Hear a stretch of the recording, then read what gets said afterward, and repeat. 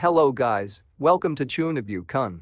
In this video, we are going to talk about part 2 of the top 50 isekai anime come so far. If you didn't watch the previous part yet, you will find the link in my description.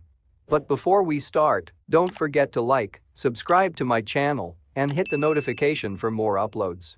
So without any further ado, let's get started. Number 40, Isekai Quartet. One day, a magic button suddenly appears.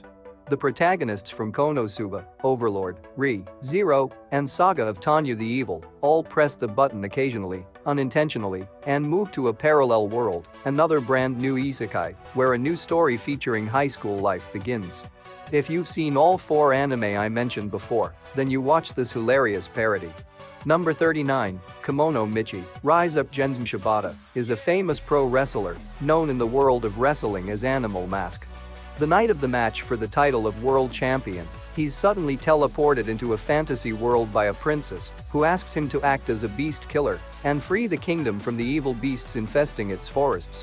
However, Genshin is also a true animals lover, and he immediately refuses the order, knocking out the princess with a German suplex and leaving the castle.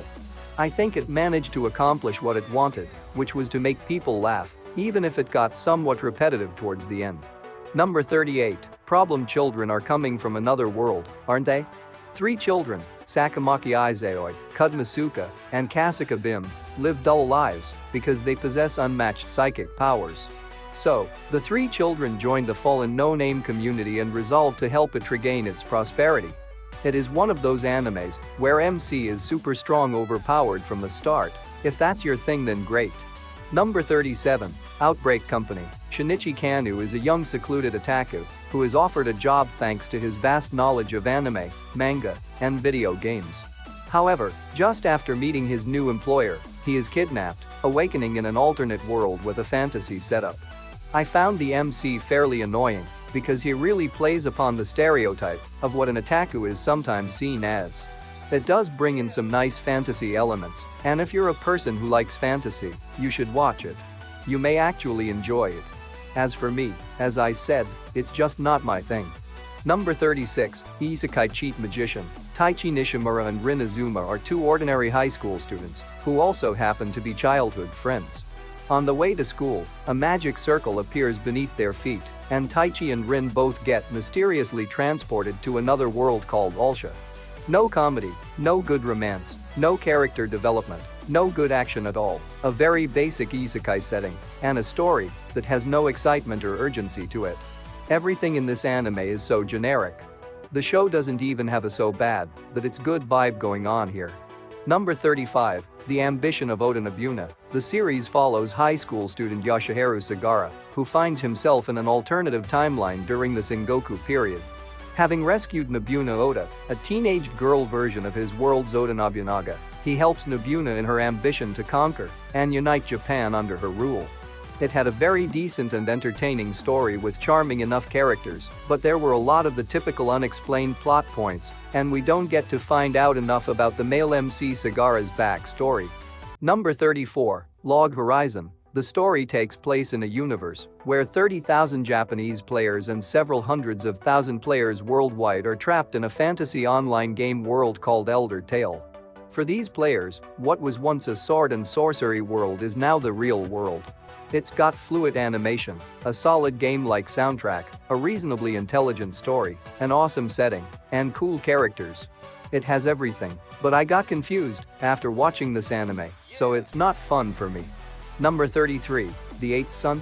Are you kidding me? Shingo Ichinomiya was once a single Japanese salaryman until the day he fell asleep and woke up in a magical fantasy world as a young boy named Wendelin von Benno Baumeister, the 8th son of the noble Baumeister family. Choppy animation, terrible pacing, and it's an isekai for no discernible reason. That was my first impression about this anime. Number 32, Bofuri. I don't want to get hurt, so I'll max out my defense. Bofuri's story centers on Kid Hanju, who is invited by her friend Risa Shiraman to play the VR MMO game New World Online with her. While Kid doesn't dislike games, what she really, truly dislikes is being in pain. She creates a character named Maple and decides to put all her points in VIT to minimize pain.